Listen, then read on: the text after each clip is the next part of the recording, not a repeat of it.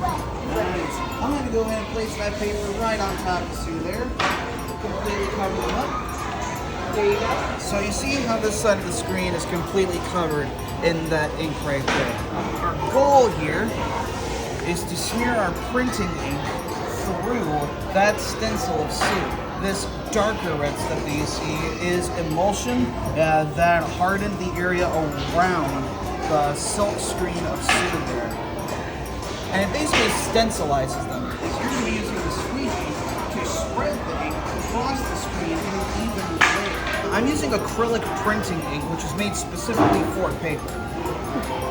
So it actually dries pretty quick, and it's also washable off clothes and skin as well. So I'm going to get a few pulls of this ink straight across here. The goal is to really push that ink through that silk. So you start up here and pull it down. Yep. Okay, ready? And I want to make sure that you apply the pressure. Yes, that's it. All right, one more time. Okay, can you do it again?